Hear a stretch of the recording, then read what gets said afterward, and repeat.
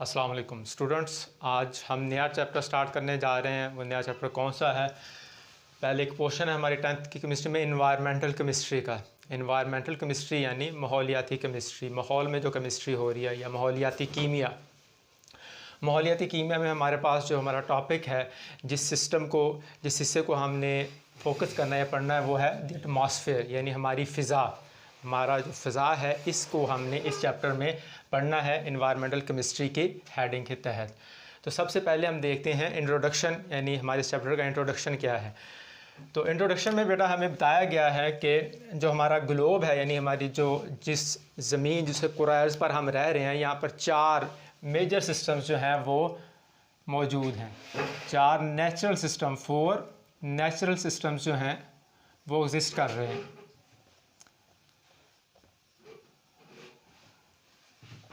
वो 4 natural systems कौन कौन से हैं? Number 1 atmosphere. नंबर 1 पे जो है वो है हमारे पास एटमॉस्फेयर।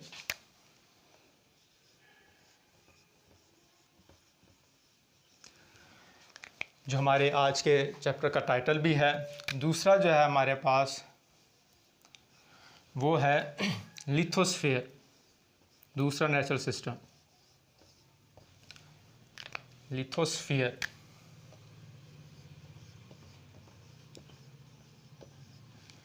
थर्ड सिस्टम जो है हमारे पास वो है हाइड्रोस्फीयर। हाइड्रोस्फीयर।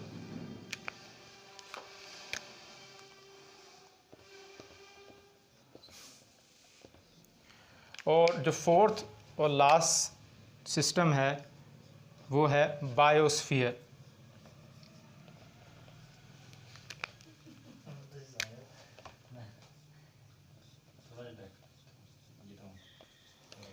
तो ये 4 जो हैं सिस्टम्स जो हैं वो हमारे इस ग्लोब पे रन हो रहे हैं। Atmosphere, lithosphere, hydrosphere, biosphere. अच्छा, इन चारों के जो नाम है ना, वो जैसे मैंने लिखा है 2 कलर्स में। तो सबसे पहले हम देख रहे हैं sphere. Sphere mean circle. Sphere जो है इसका मीन है, इसका मतलब है सर्कल या एरिया। यानी जिस तरह एक ग्लोब होता है गोल शक्ल में, सर्कल या एरिया या डोमेन, इलाका हम कह सकते हैं। तो ये चारों जो सिस्टम्स हैं, ये इनके जो नाम हैं वो ग्रीक यानी यूनानी इनका माखज़ है। फर्स्ट हम देखते हैं एटमो। एटमो जो है वो यूनानी ओरिजिन से है, ग्रीक ओरिजिन से है। इसका मीन है, मतलब इसका जो ज़ुबान में लफ्ज़ हो कि वेपर या गैसेस के लिए ये वर्ड यूज़ होता है, गैसेस या वेपर्स के लिए। तो एटमॉस्फेयर ऐसा स्फीयर, ऐसा सर्कल, ऐसा एरिया जिसमें हम गैसेस या वेपर्स को स्टडी करेंगे। यानी हमारे ग्लोब के गिर्द वो एरिया जहाँ पर गैसेस मौजूद हैं या वेपर्स मौजूद हैं, ये वाला जो स्फीयर कहलाएगा वो आएगा एटमॉस्फेयर। दूसरा है लिथोस्फीयर। लिथो मीन्स, जो ये भी जैसे मैंने बताया अपना ग्रीक ओरिजिन से है, रॉकी या जो प्लैनेट का आउटर मोस्ट शेल है इसके लिए यूज़ होता है, प्लैनेट शेल। यानी ये वो स्फीयर है, ये वो सिस्टम है जिसमें हम अपने प्लैनेट या किसी भी प्लैनेट के गिर्द जो है उसका जो शेल होगा उसको स्टडी करते हैं। ठीक है, वो शेल रॉकी भी हो सकता है, जैसे कि इसको ओरिजिन लिथोमीन रॉक, या वो रेत पर भी मुश्तमिल हो सकता है, या जो ओशंस के नीचे जो प्लैनेट शेल मौजूद है वो भी हो सकता है। थर्ड पे है हाइड्रो। इससे हम तकरीबन आलमोस्ट वाक़फ़ हैं। हाइड्रो मीन वाटर, यानी ग्लोब का वो एरिया जिसमें हम वाटर रिलेटेड सिस्टम जो है उसको स्टडी करते हैं। अब ये वाटर जो है हमारे ग्लोब पे मौजूद है और हमारे फ़ज़ा में वेपर्स की शक्ल में भी मौजूद है, क्लाउड्स की शक्ल में भी है। तो ये सारा इसी में आता है, यानी oceans, reverse and the water present in the atmosphere is included in hydrosphere. इस हाइड्रोस्फीयर में इसको पढ़ा जाता है। और सबसे एंड पे बायोस्फीयर, वेल नोन, यानी जितनी भी लाइफ है हमारे सारे स्फीयर पे, उसकी स्टडी जो है वो बायोस्फीयर में आती है। तो ये मतलब 4 मेजर सिस्टम्स हैं जो हमारे ग्लोब पर मौजूद हैं। अब इसमें जो हमारा टॉपिक है, जो हमारा ये जो चैप्टर है वो है एटमॉस्फेयर, यानी हमने फ़ज़ा या हवा में मौजूद जो हमारे पास गैसेस या वेपर्स हैं उनकी स्टडी करनी है।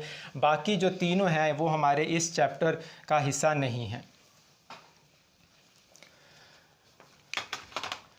तो सबसे पहले हम इसको डिफ़ाइन कर लेते हैं कि व्हाट इज़ एटमॉस्फेयर। एटमॉस्फेयर है क्या? Atmosphere is defined as the envelope of gases around our earth. हमारे इस अर्थ के गिर्द जो गैसेस का इन्वेल्प है, जो गैसेस का सर्कल है या दायरा है, इसको हम कहते हैं एटमॉस्फेयर। इन्वेल्प ऑफ गैसेस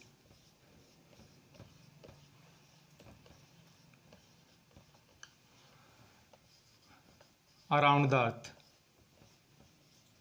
हमारी ज़मीन के गिर्द जो है वो गैसेस जो हैं इनका जो है इन्वेल्प, इनका सर्कल, इनका दायरा, इनकी कंसंट्रेशन जो है ये एटमॉस्फेयर कहलाती है।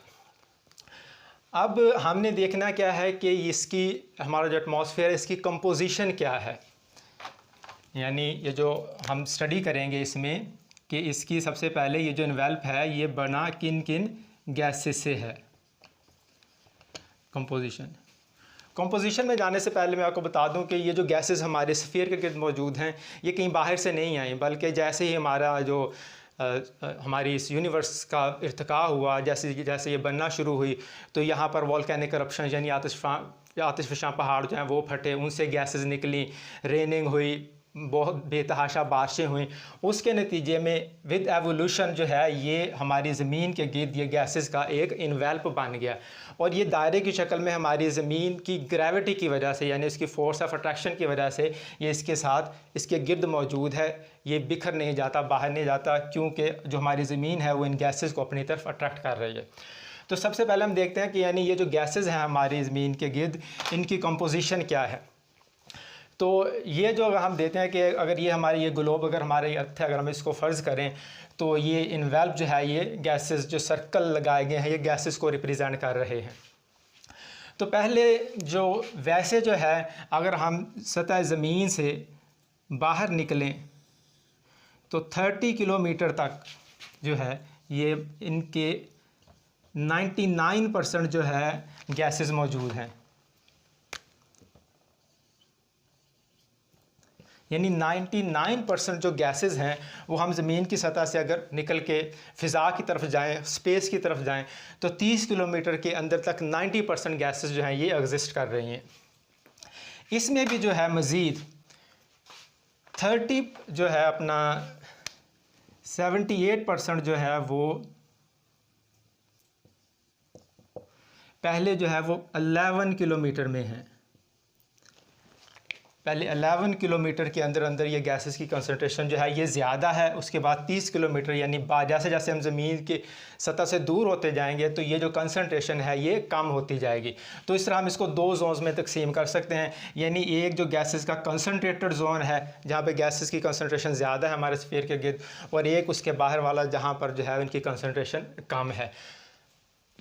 अब हम आते हैं कि ये जो गैसेस हैं ये बनी किस किस से हैं, ये कौन कौन सी गैसेस जो हमारे स्फीयर के गिर्द, ये जो हमारा स्फीयर है एटमॉस्फेयर, ये मेनली किन गैसेस पर मुश्तमिल है। तो सबसे पहले जो गैस है वो है नाइट्रोजन, N2 गैस, और ये जो है ज़्यादातर जो हमारा एटमॉस्फेयर है वो नाइट्रोजन गैस पर मुश्तमिल है, और बाई परसेंटेज वॉल्यूम ये 78% है। यानी नाइट्रोजन गैस हमारी इस पूरी फ़ज़ा में जितनी गैसेस हैं उनमें 78% जो है वो नाइट्रोजन गैस है। उसके बाद जो है वो ऑक्सीजन है, और ये जो है ऑलमोस्ट 21% है। नाइट्रोजन 78% है और ऑक्सीजन जो है वो 21% है। इसके बाद जो है आर्गॉन है, ये है हमारे पास 0.93%,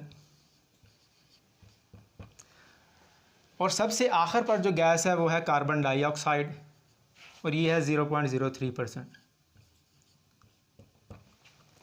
यानी मेनली अगर हम देखें तो हमारा जो एटमॉस्फेयर है वो इन 4 गैसेस पर मुश्तमिल है। पहली gas nitrogen almost 78%, oxygen 21%, argon जो है 0.93% और कार्बन डाइऑक्साइड 0.03%। तो वैसे जो एक्चुअल में हमारी बुक में दी गई है वो जो गैस है वो 20.94%, मैंने उसको राउंड ऑफ करके लिख दिया, लेकिन अगर आप इसकी एक्चुअल कंसनट्रेशन देखना चाहें तो यह 20.09%, और सॉरी 20.94%।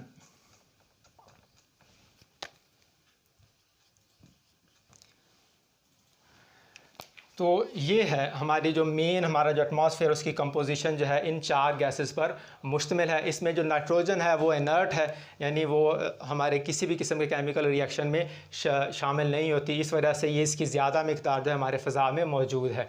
ऑक्सीजन, कार्बन डाइऑक्साइड जो है ये हमारी इनकी जो कंसनट्रेशन है वो विद पैसेज ऑफ टाइम कम या ज़्यादा होती रहती है, जैसे हमारे माहौलियाती मसाइल हैं। और आर्गॉन जो है ये भी इनर्ट गैस है, ये भी ऐसे ही मौजूद रहती है। अब आगे हमने जो देखना है मज़ीद, यानी जो है कि इन गैसेस की सिग्निफिकेंस क्या है इस चैप्टर में। एक तो हमने इसकी कंपोजिशन देख ली, दूसरी है कि इनकी सिग्निफिकेंस, इनकी अहमियत क्या है, ये क्या क्या रोल जो है वो प्ले करते हैं हमारे एटमॉस्फेयर को सस्टेन करने के लिए, मेंटेन करने के लिए। तो सिग्निफिकेंस जो है हम आगे इसकी पढ़ेंगे, यानी जो 2 मेन चीज़ें हमने इस चैप्टर में पढ़नी है। कंपोजिशन हमने देख ली, आगे इनकी जो है वो सिग्निफिकेंस हमने देखनी है। उससे पहले जो है एक हमारे मतलब इसमें दिया गया है इंफॉर्मेशन में, इंटरेस्टिंग इंफॉर्मेशन में, कि जो सनलाइट हमारी ज़मीन पर आ रही है तो ये कितनी जो है वो हमारी ज़मीन तक पहुँच पाती है, कितनी रिफ्लेक्ट होती है, कितनी एब्जॉर्ब होती है। तो सबसे पहले जो है सनलाइट जो ज़मीन तक आ रही है, हमारे एटमॉस्फेयर को क्रॉस करके हम तक पहुंचती है, उनमें से जो आलमोस्ट जो है 26% वो हमारी इस फ़िज़ा से ही वापस रिफ्लेक्ट हो जाती है। हमारा जो एटमॉस्फेयर है ये 26% सनलाइट को वापस रिफ्लेक्ट कर देता है, वापस खुला में भेज देता है। और इससे जो हमारे एटमॉस्फेयर है इसमें मतलब मौजूद जो गैसेस हैं, ये डस्ट पार्टिकल्स, वाटर वेपर्स जो हैं, ये कुछ सनलाइट को डायरेक्टली वैसे ही भेज देते हैं। कितनी भेजते हैं? 26% जो है ये रिफ्लेक्ट बैक हो जाती है। अच्छा, जो बाकी पहुंचती है उसमें से कुछ आलमोस्ट तकरीबन 6% जो है वो हमारी ज़मीन उसको वापस रिफ्लेक्ट कर देती है। 6% जो है हमारी जो अर्थ है वो इसको रिफ्लेक्ट बैक कर देती है। अब 50% लाइट जो है वो हमारे इस ग्लोब को आके हिट करती है, नीचे तक पहुंचती है, और अर्थ जो है वो हमारा ग्लोब यानी अर्थ वो इस लाइट को अपने अंदर अब्जॉर्ब कर लेता है। आफ्टर अब्जॉर्प्शन वो दोबारा इनको रेडिएट बैक करता है और लॉन्गर वेवलेंथ यानी लंबे वेवलेंथ वाली रेडिएशंस की सूरत में इनको रिफ्लेक्ट करता है। ये वाली जो भी हीट होती है ये वापस स्पेस में नहीं जा पाती, बल्कि जो हमारी एटमॉस्फेरिक गैसेस मौजूद होती हैं ये इस हीट को अपने अंदर अब्जॉर्ब कर लेती है, जिसकी वजह से हमारे जो ज़मीन है इसका जो टेम्परेचर है वो सस्टेन रहता है या मेनटेन रहता है। तो ये जो है यानी इस तरह हम कह सकते हैं कि ये ओवरऑल जो है मतलब इस तरह इन गैसेस की ये सिग्निफिकेंस है। मज़ीद आगे हम डिटेल से भी पढ़ेंगे। तो ये सिर्फ जनरल उसका आइडिया दिया गया है कि हमारा एटमॉस्फेयर है क्या और उसमें मौजूद कौन कौन सी गैसेस हैं और उन गैसेस का क्या रोल है। Thank you.